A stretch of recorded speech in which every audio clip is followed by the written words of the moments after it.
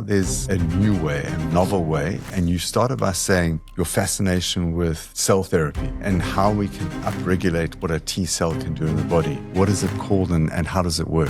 So the therapy that is essentially uses your own body's immune system to fight against the cancer. One of the most promising one of recent times is called as CAR T cell therapy, is chimeric antigen receptor on a T cell, and that's a therapy. What are the results that we're seeing in terms of response rates, survival, duration? The most satisfying part of this is the durability. Yes. So for example, in lymphoma, if I were to say, if your average survival with conventional therapies was less than 6 months, CAR T cell therapy which are available, you can expect that at least 40% of these patients will be cured, which means that you have the now follow-up of at least 3-4 years and even 5 years with some products. 40% of these patients are now cured of their disease. So that's the hope that we talk about. You have at least 40% of patients from looking at few months, you're now talking about cure. How many patients have you treated using CAR T therapy? So at our center, we treated about 50 patients on the clinical trial, and then post the clinical trial, another about 150 odd patients. So all in all, we have experience of about 200 patients whom we have treated since 21. So the real jump actually started in end of 23 when we got the approvals for use in the real world setting. So a lot of our work has then happened in 24 and 25. Welcome to another episode of the CEO Lens. My name is Paul Miller and I'll be your host today. Today we're focusing on leadership and how that is showing up in innovation, particularly innovation in treating cancer and particularly blood cancer. For many, many years, the use of chemotherapy, radiation, and even surgery has been the mainstay for either treating or curing cancer. It's been very effective, but of late, there have been new treatment options becoming available. Immunotherapy, particularly cell therapy, is offering new treatment regimens that actually utilize the body's T cells to fight cancer in the body. So we'll be exploring how these T cells get converted into CAR T cells that almost become serial killers of cancer for people living with blood cancer. To help me explore this and discuss it today is Dr. Jain, who's a professor in medical oncology in the Tata Memorial Center in India. He has spent the last many years since 2016 looking at CAR T therapy and doing a lot of detailed research and more particularly treating of blood cancer across India. So with him, we hope to unpack what are the options, what are the therapies, who's the right patient to receive this, and how do we make sure we can increase patient life survival from 3 months to potentially 3 years and beyond.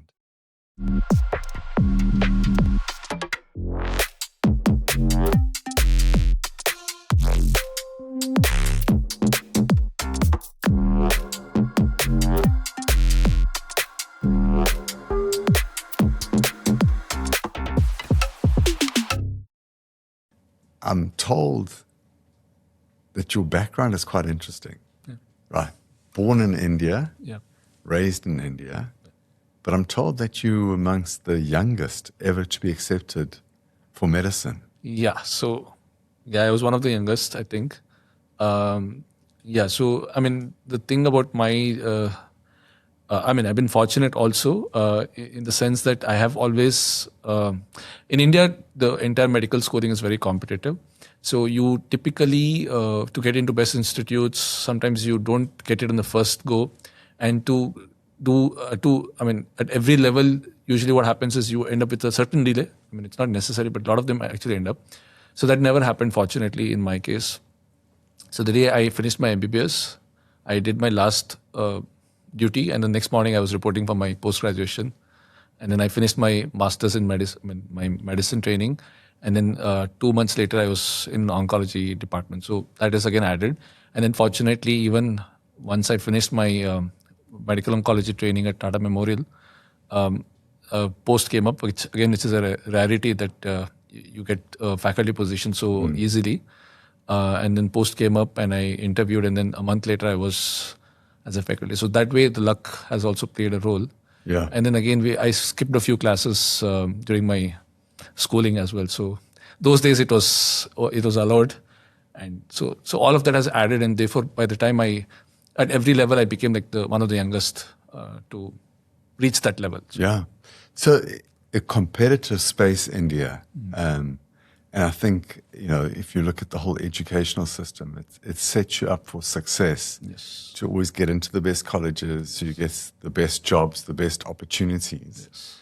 And being so young every time, right? At every point, like when you left school, when you started your studies, when you went in to do your master's, how's that influenced you? How's that impacted you? How's that shaped you?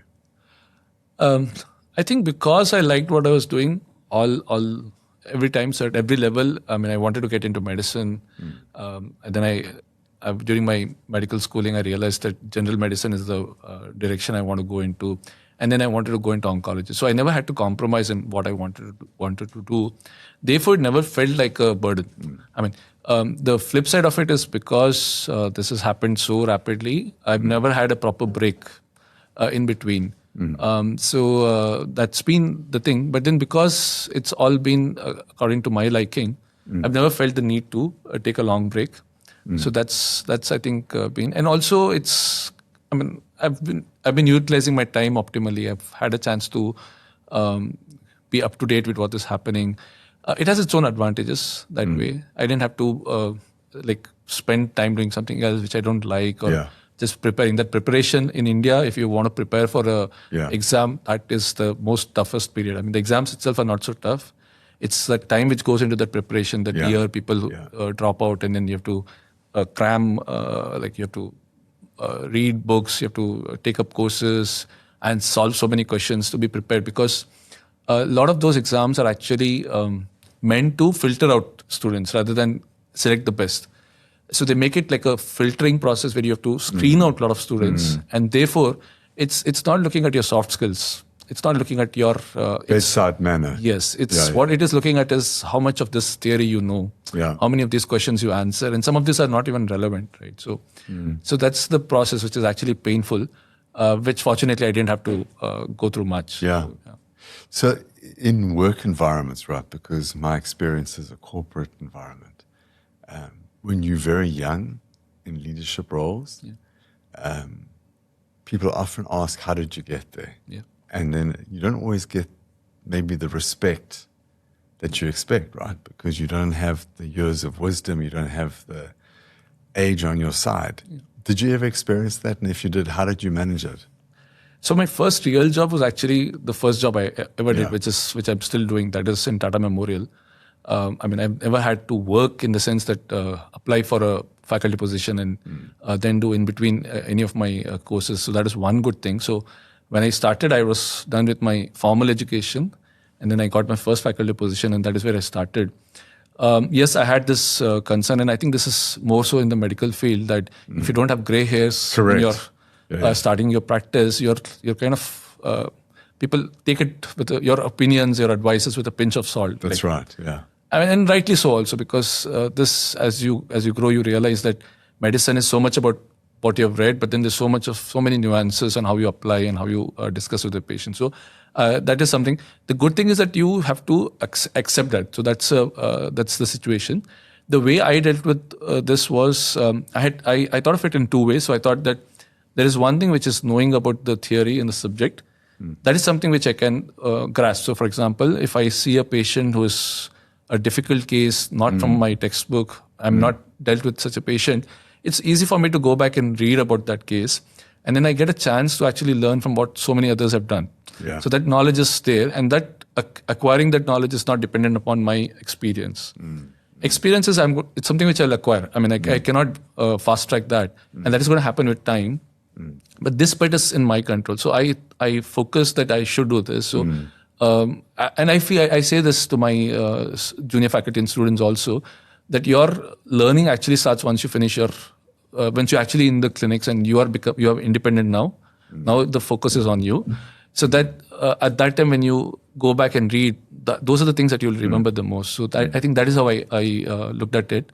The second thing also was the supportive team. I mean, again, it's a fortunate thing that I joined back the same faculty, same department where I trained, and I joined back because they wanted me to join back. So that level of acceptance was already there, which is very comforting when you start up as a faculty. And the seniors were very supportive. For most people who are young,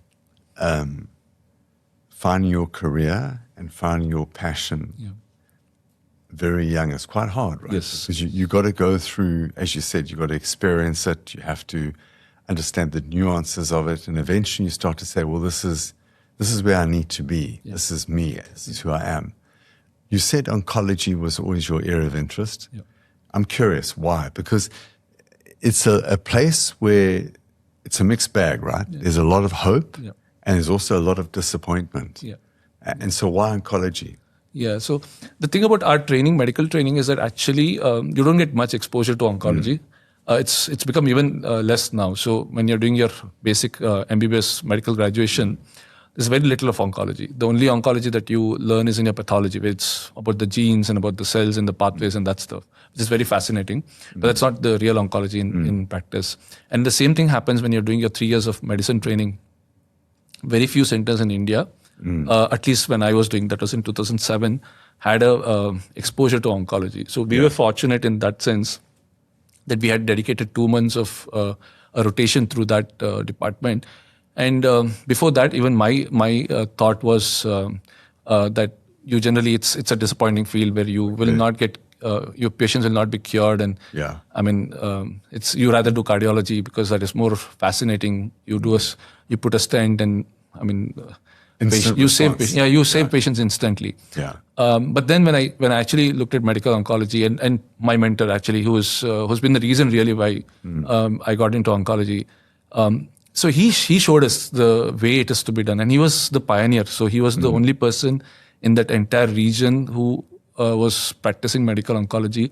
So what he showed was like the compassion he had, the empathy, the way he used to talk to the patients, and he showed how it's not always about failures. Like you have to pick out your patients. You should be able to cure. You would be able to cure them, even if you're not able to cure them. How do you palliate them? How do you talk to the family? I mean, that was like a very, very amazing experience. And it's not only me.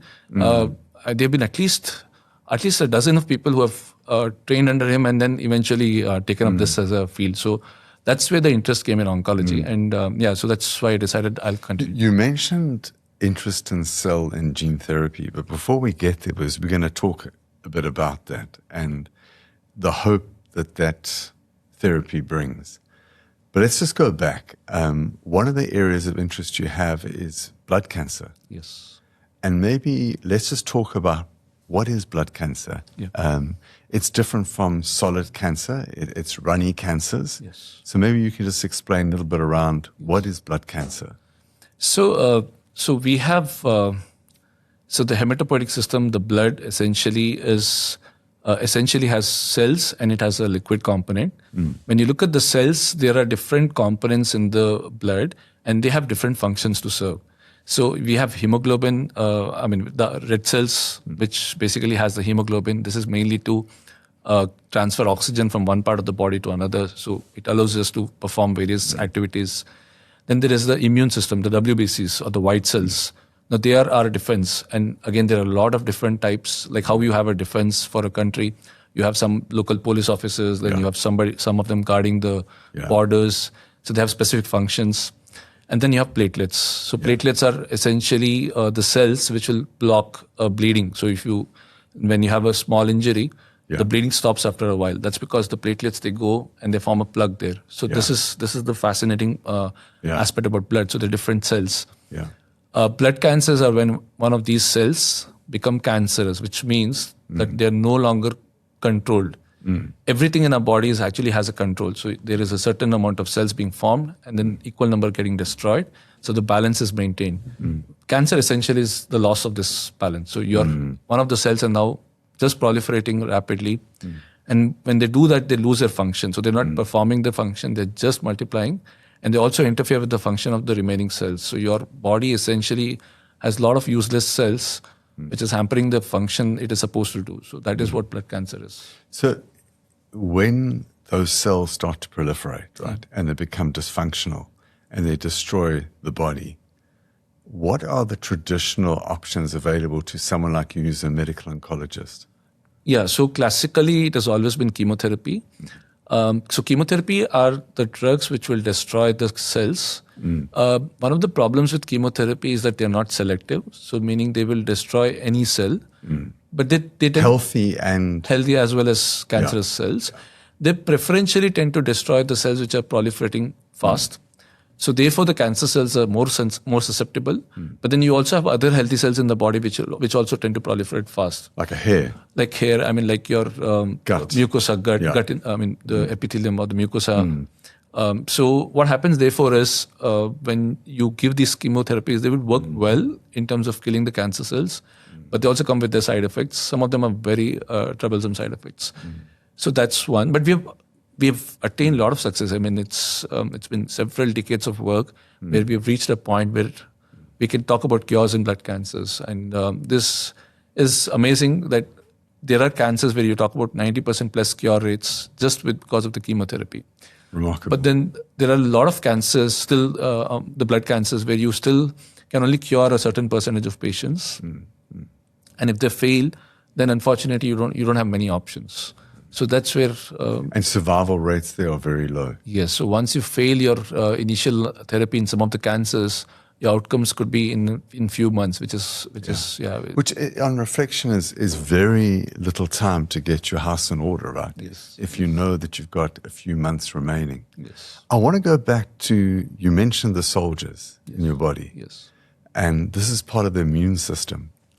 And they almost regulate what goes on in the body. If there's infection, if the cells start to proliferate too fast, they keep order. Yes. Let's talk about the cells. I think there's T cells and beta cells, right? Yes. So the T cells and the B cells, this part of the immune system, they are designed to provide specific function. They're targeted function. So they're more like the So they're more like the soldiers who are given a specific mission to perform, as opposed to the neutrophils who will just kill anybody who. They're more like the innate immune system, so they would just kill anybody who they see as abnormal. Whereas these cells, the T cells and B cells, are more specific, and the way they work is also different. Like the B cells, they release proteins called antibodies, and these are then specific to a particular protein. So this could be against an infection, it could be a foreign antigen, it could be cancer cell. So they all have a very specific enemy that they're after. Yes. Yeah. And so our body is designed to produce multiple types of B cells, which can produce unique antibodies, which are specific to these antigens or targets. The T cells, on the other hand, are cells which will directly engage with these similar enemies, and it will then engage with them directly and release chemicals into the cells and thereby killing those cells. So in the context of cancer, a B cell will release an antibody towards the cancer, which is going to go to the cancer and destroy. The T cells, on the other hand, engage the cancer cell directly, release chemicals into them, and then they kill the cancer cells. So on a day-to-day basis, if we have an underlying risk on cancer, the T cells every hour, every day are working to keep that cancer cell in check. Yes. Now, obviously, cancer cells are pretty smart, right? They've got certain adaptation strategies against the T cells. What do those look like? So one of the reasons why cancer appears in spite of us having this immune system is that the cancer cells are smart. They've learned how to overcome this defense mechanism. So there are different ways with which cancer cells work. One of the ways that they will downregulate, because the cancer cell has to be identified by certain markers on the surface. And so what they do is they downregulate. So for example, if you have a identifier on your surface, that if that goes away, the T cell can no longer identify that this is an abnormal cell. So that's one. It almost camouflages itself. Yeah, essentially, yes. That is one way. And the second way is that even if the T cell identifies and goes and engages with this cancer cell, the interaction is complex. It requires multiple levels of. So it's like you need two keys to activate. The T cell has to first insert a key into the cancer cell, which is basically to identify that this is cancer cell. Additionally, there is a second signal which then kills the cancer cell.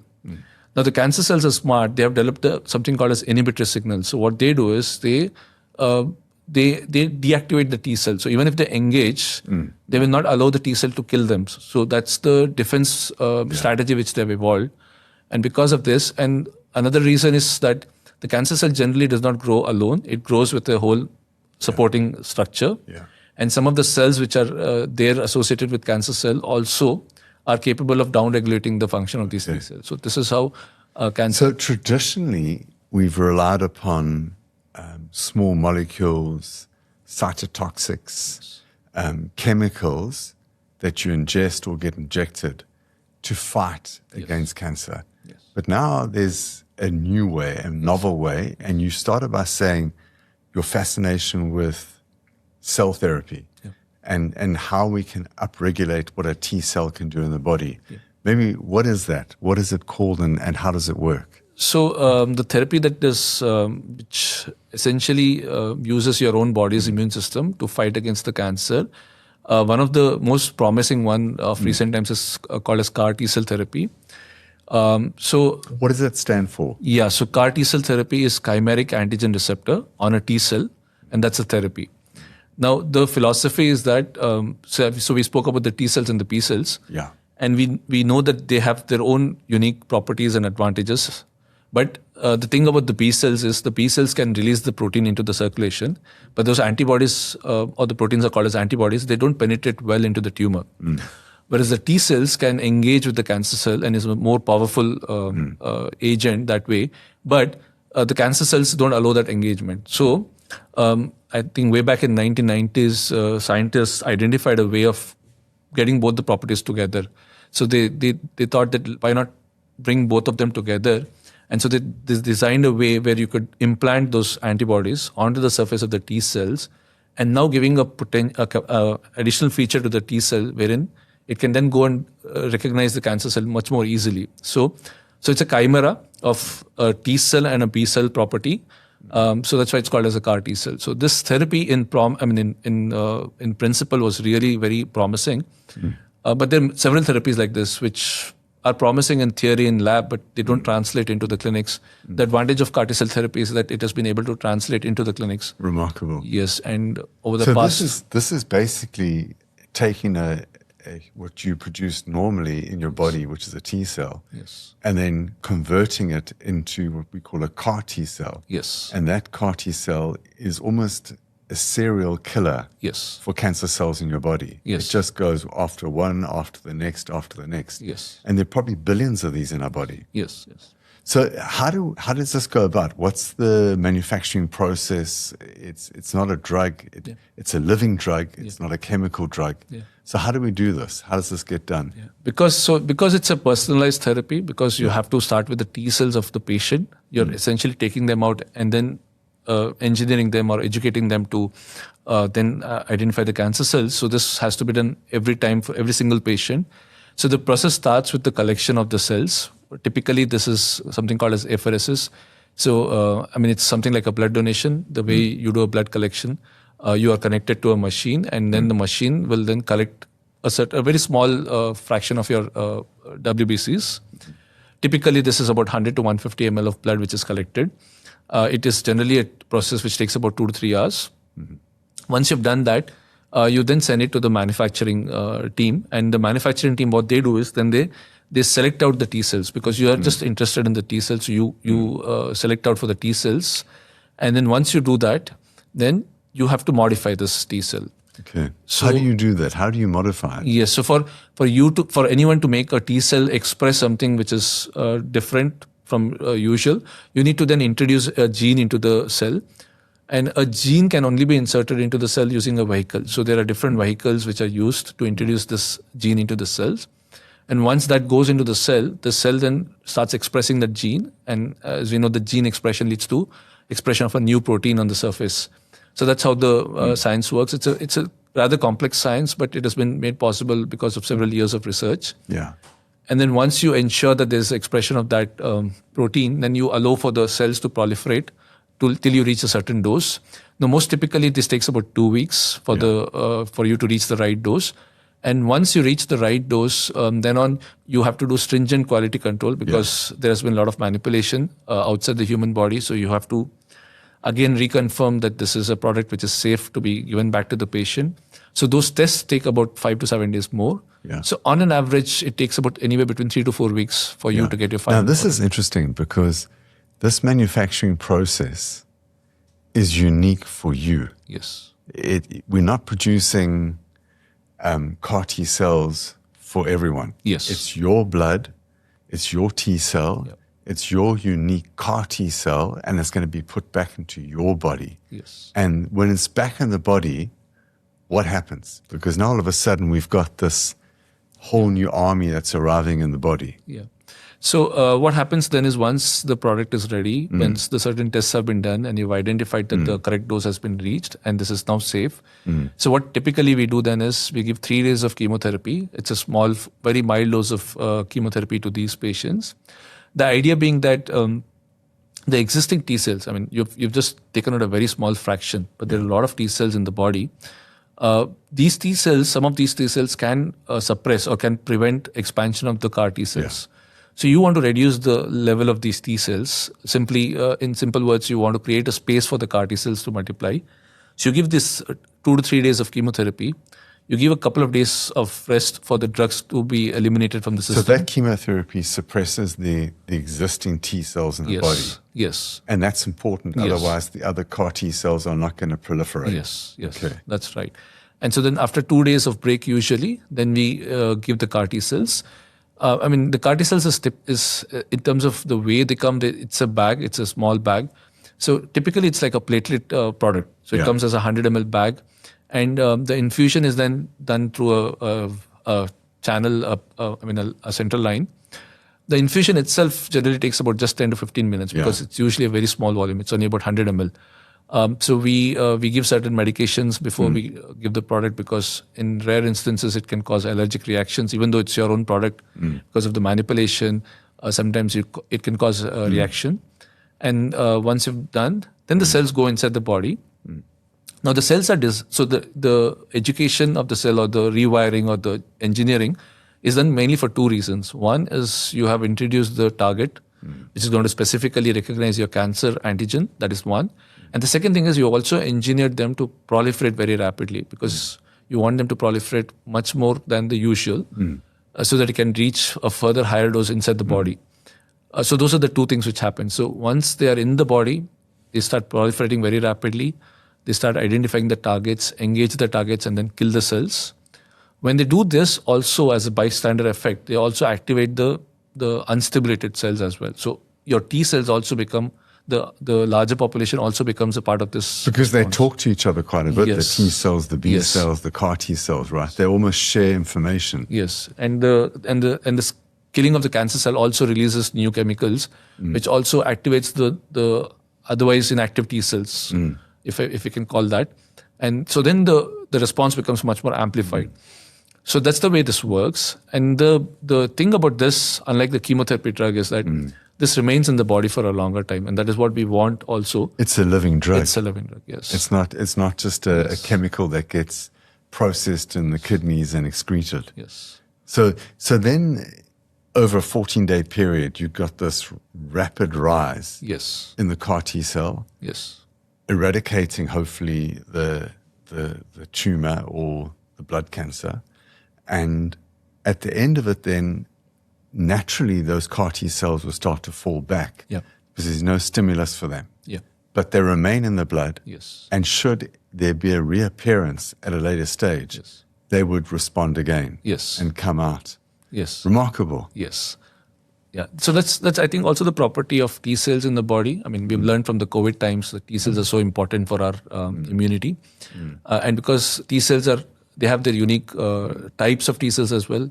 So there is a small type of T cell, a small population of T cell called the memory T cells. The only function of those memory T cells is once you've been trained to identify and kill a cancer cell, you then store this in your memory. You remain in the body, so that if the need arises in the future, you will be then ready to again launch a fight back rather than wait for another infusion. So that's the beauty of CAR T cells. And I mean, there are now patients who have followed up for several years, and we still see that at a very low level, these cells remain in the body.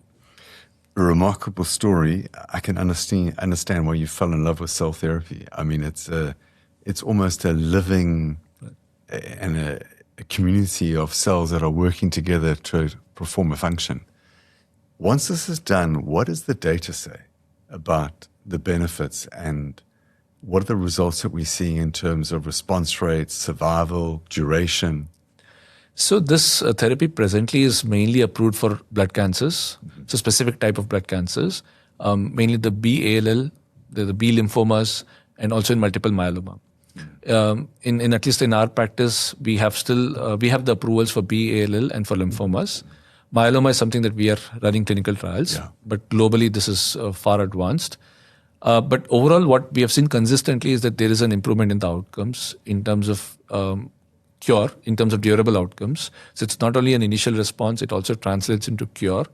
The outcomes depend upon the disease. It also depends upon when you're giving the CAR T-cell therapy, because consistently we have seen that if you're using it very late as a last resort, it works, but only in a small percentage of patients. Whereas if you start using it much earlier, like in the second line or in the first line, cross indications, we have seen that the outcomes are much better than the conventional approaches.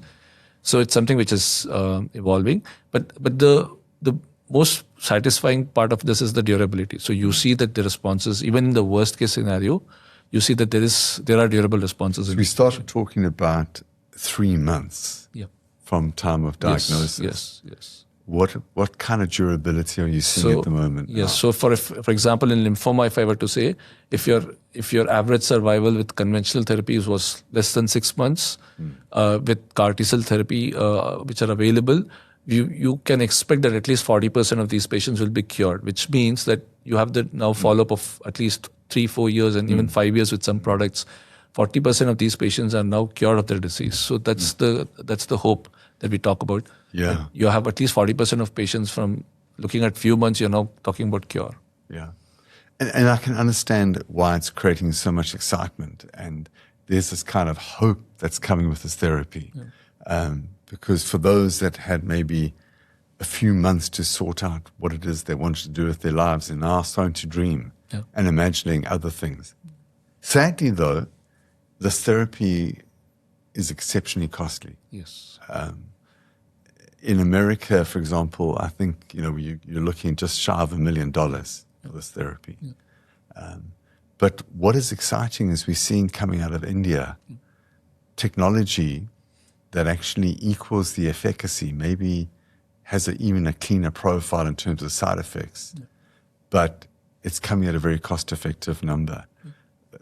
There's talk of it being almost at 90% price drop. What's going on there? Why is this happening in India? It's an exciting development. Yes, it's one of the exciting developments in our in the space of oncology in India as well, and in recent times. I think as you rightly said, that the safety-wise, it seems to be much better in terms of efficacy. It is comparable to what you have seen in the rest of the world. The cost has come down remarkably, and I think there are several factors which go into the costing of a product. So I think one of the real advantages was this came out as an academic collaboration. So the two premier institutes of the country from oncology and engineering came together and supported by various grants from the government as well as the non-governmental organizations. So our R&D inputs were kind of taken care of. So you really have an advantage there. Second thing also is that the manpower cost, the highly skilled manpower costs in India are generally lower compared to, let's say, US or Europe. That's the second thing. The third very important thing is 1/3 cost of this product is actually the vector. The vector is your vehicle. Is the vehicle that goes into the cells. T cell and changes it. Yes. So your vehicle is actually the bottleneck for most of the parts of the world, because the supply is actually not very easy. So because we are able to develop this whole thing in-house from end to end, and because we hold the patent on the product, it's easy to control the cost. So I think that is a thing. And also I think the philosophy, like when we started, both Tata Memorial always has a philosophy that the thing has been that you have to be philanthropic, and cure is the most important thing, irrespective of the ability to pay. And also IIT also comes with a similar philosophy. So I think that was carried over even when we moved out. It's an interesting parallel, because what really opened up the Indian pharmaceutical industry for chemical entities, small molecules, was government's commitment in India behind active pharmaceutical ingredients. Very similar to a vector. It's the active ingredient in the drug. And I know there again, a lot of grants, systems were put in place, academics, to really manufacture active ingredients in India. In fact, very often it's almost 30 or 40 or 50% of the cost of the drug. I think when it comes to CAR T, it's almost most of the cost of the drug. So it's interesting to see how the Indian government has put systems and processes in place and put skill sets together to actually differentiate it. Yes. Now, I mean, often when you listen to a story like this, you think, okay, so it's highly efficacious, it extends life, it's cost effective, not completely cheap, but cheaper than it was originally. But what are the downsides? What are the side effects? Because you're putting back in a modified T cell and you're putting vast numbers, right? Millions of these T cells back. So what are the downsides? What are the side effects? So the downsides are in the initial period. What happens is when the cells proliferate very rapidly, they will kill the cells, but they'll also release a lot of chemicals in the body. And these cytokines are there. Cytokines, yes. Yeah. So we've heard of the cytokine storm during COVID. So the cytokine storm will manifest in terms of fever, in terms of you becoming breathless, requiring oxygen, your blood pressure may go down. So that is something which is known. What percentage of patients would experience that? Now, in terms of, so mild cytokine release syndrome is seen in almost 60 to 70% of the patients. Yeah. What we are worried about is the severe form, where you start requiring intensive care support. That's in a very small percentage of patients. And generally in a very mature system where you know how to select your patients, that would be less than 5%. So generally it's a mild CRS. This is easily manageable. We know how to use tocilizumab from our COVID experience. So one dose of tocilizumab is all that is required in most of the patients, and it's easily manageable, and it's well established now. The protocols are standardized. The second thing is sometimes these cells, when they proliferate very rapidly, they can cross over into the brain, and then they can affect your brain function. Now, it could manifest in terms of simple things like you may start getting confused or find it difficult to name objects or find it difficult to write sentences. So that's how it starts off initially. In severe forms, what happens is that your conscious level may drop, so you may become drowsy or difficult to arouse, comatose, and in some instances also have a seizure, have a fit. So fortunately, the design matters. The way you design your construct matters. And our advantage was that by the time when we started, we already knew that there are murine constructs in the market, and we knew what the toxicities were. So we had a chance to tinker with other options. And when we looked at the humanized construct, we found that this is actually safer. So we had this, we were fortunate that we could learn on what was already known in that field. And then so we developed a product which is more humanized. And therefore the toxicities, especially the toxicities involving the brain, is much less. So typically, if I was to take my T cells and convert them into a CAR T and put them inside you, the body would recognize that this is not something it's familiar with. Yes. Or if I was to take a mouse model and modify my T cell and then put that into my body, even though it's my own T cell, the body's going to react as well. Correct? Yes. Whereas in this case, we've tried to take those cells and make them as human-like as possible. So therefore, the body doesn't have an immune response. In a cytokine storm. Is that pretty much? Yes, that's what it means. So the reaction is less vigorous, and therefore your side effects are fewer. There are other side effects as well as we go along post infusion, especially infections is one of the concern, like most of the therapies in blood cancers. And then in some, and there's another important problem where your immune system can sometimes go on overdrive, so it can become hyperactive, and it can cause, it can infiltrate various organs in the body. It can lead to a drop in blood counts, damage your lung, liver. This is seen in a small percentage of patients. The good thing is that this is again manageable. If you recognize this early and treat them, this is manageable using medicines, which can control or dampen the response. So Dr. Jain, now, you've been working on this since 2016. Yes. It's a lifetime. It's coming on to a decade. How many patients have you treated using CAR T therapy? So at our center, we treated about 50 patients on the clinical trial. And then post the clinical trial, another about 150 odd patients. So all in all, we have experience of about 200 patients whom we have treated since 21. So the actual patient treatment started in 21. 16 to 21 was the preclinical phase. but the clinical trials started in 21, and the real jump actually started in end of 23 when we got the approvals for use in the real world setting.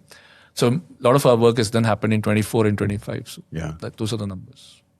So what I'm hearing is that the actual development of the cell is complicated in itself. Yes. But probably equally important is your ability to select the right patient. Yes. And once you've selected them, to manage that first 14 days as the CAR T cells start to rapidly proliferate in the body. Yes. How do you go about picking the right patient?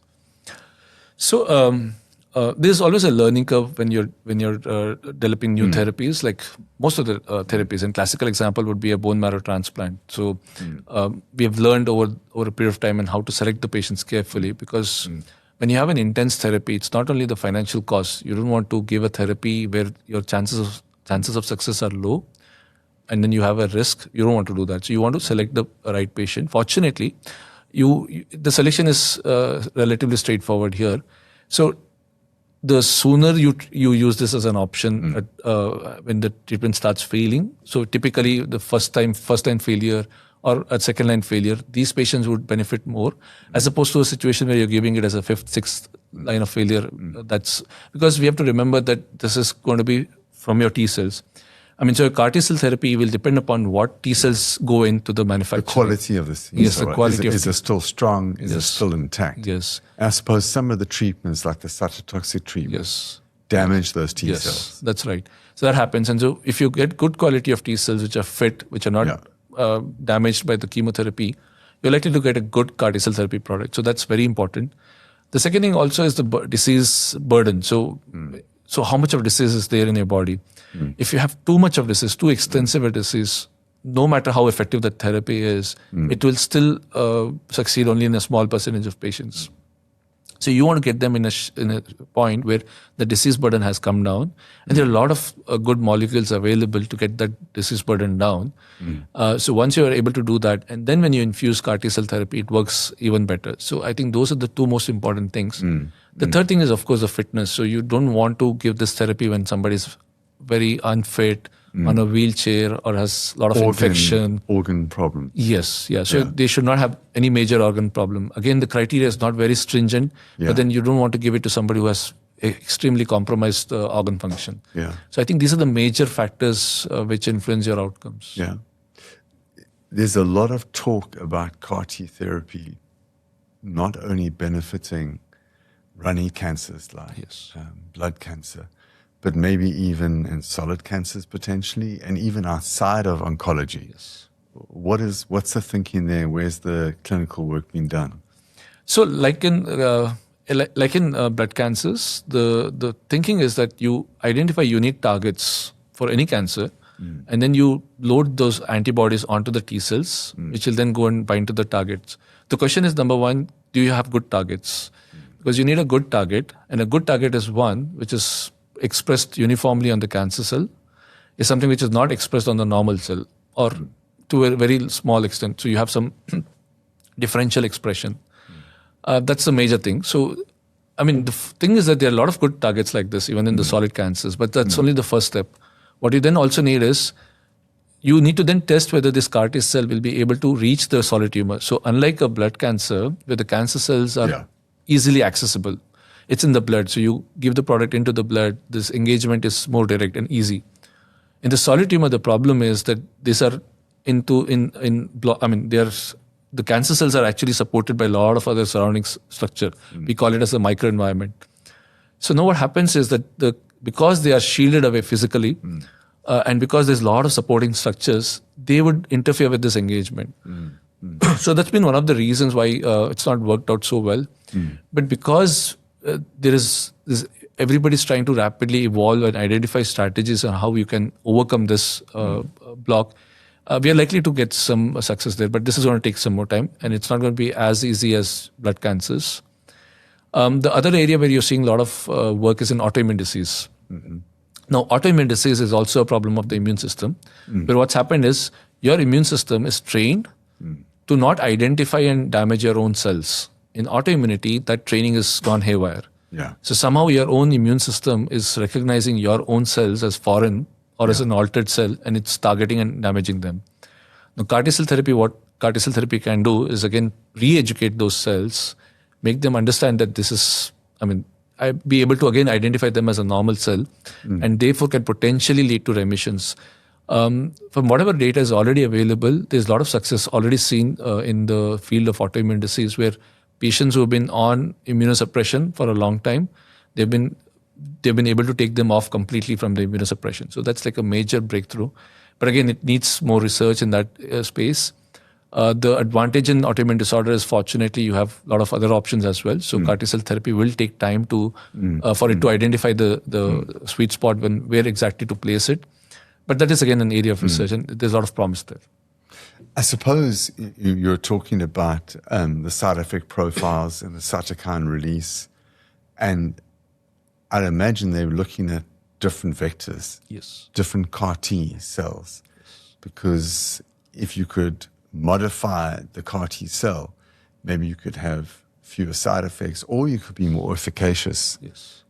What's the thinking there in terms of pipeline around developing CAR T therapy? Yeah, so I think this is like, it's in terms of where CAR T cell therapy has evolved, we are talking about success with the second generation CAR T cell therapy, which is what has been tested and is available everywhere in the world. But that's just the beginning. There is like efforts going on to actively manage the platform, modify the platform in a way that you can enhance the efficacy. The things like the concepts like introducing switches into the cells, into this CAR T cells, so that when you feel that, okay, now this is causing harm, it's served its purpose, then you switch it off so that you can kill the CAR T cells as well. So that's one level of thinking. But also what is more exciting is something called as in vivo cell therapy, where what the thinking is, all of your manipulation, genetic engineering, all of that is happening right now outside the human body. And you said it's quite a long period, right? Takes 19 days, yes. right? From the vein out, process back again. Yes. And this in a patient who has days. Yeah, who's counting the days. This is precious time. Yeah. So there in that space, there's a lot of work which is happening in terms of trying to finding off-the-shelf therapies that you create, you get you identify cell banks, you match them genetically, and then you modify, then you keep them. The success has been limited there. But I think the more fascinating one is the in vivo cell therapy, where instead of doing the entire manipulation, you simply identify a way of introducing this vector or the vehicle into the patient. So you load this vehicle onto a specific target, and then you introduce it intravenously into the patient. And then all the processes which are happening outside the body will then happen inside the body. The vector will go and identify the T cell. It will transduce into the T cell. And then the T cell will express the antigen and then take it forward. So the potential advantages here is, number one, you're cutting down the time. The product is immediately available. It's as good as off-the-shelf therapy. And the second thing is your dose requirement goes down. You don't have to expand to millions of cells and then infuse. And then a smaller number actually would be sufficient. So your toxicities will also potentially come down. So that's very exciting. You've spent a good week in South Africa. Your reflections on South Africa? I'm not talking from a doctor's point of view. I'm talking about a traveler. How's that gone for you? Yeah, so Cape Town, I've spent all my time in Cape Town this time, but I found it very beautiful. The sense was that this is a place blessed by nature. Yeah. So you have the mountains, you have the beaches, you have the ocean, everything here. It's a beautiful place, and the vineyards, and lovely, and also the place. The people are very warm. I think in terms of culture, I think it's easy to relate coming from India. Culturally, I feel a lot of similarities. Also in terms of food, there's a lot of similarities. So I think, it's a beautiful place. You spent a couple of days here with some doctors. Yes. How's that conversation gone with them? Yes. What's their level of interest in CAR T therapy, and what's the status of CAR T therapy in South Africa? I think again the interest was it's actually quite similar. Our requirements, our challenges are quite similar. So where we started off, we kind of had the similar challenges, and I hear the same problems here as well, in terms of limited access to some therapies, in terms of delivery issues, in terms of mismatch between the requirement and the supply. So that is very interesting, and we could relate So it was actually easy to share what we have done and exchange notes. I think there is a lot of excitement here in terms of getting CAR T-cell therapy. Everybody wants and access to CAR T-cell therapy, and for most of the global south, this was just a thing that you would discuss in international meetings and then come back and keep doing your routine work.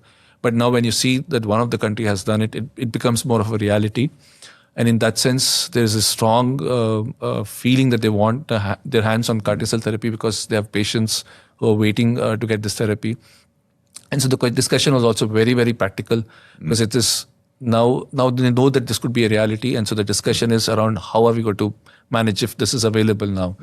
So I think we had a lot of notes that we exchanged because many things you only learn when you're doing them. And it's always good to discuss with somebody who's already done it because this is how we have learned ourselves. We've been fortunate to have good mentors and guides along the way. So we're very happy to share that information and also learn from them. There are a lot of interesting things that we found here. So I think that was the most interesting part of it. So I think there is definitely a need for CAR T-cell therapy here. There are patients who are waiting for it, and the sooner the better. Dr. Jain, thank you so much for your time. Thank you. It's been a privilege to get to know you. Thanks. And your passion for making a difference and having an impact. I'm so pleased it's gone beyond the borders of India, and now it's even having reach into Africa. So more power to you, and I'm really pleased you made the connection with us. Thank you so much.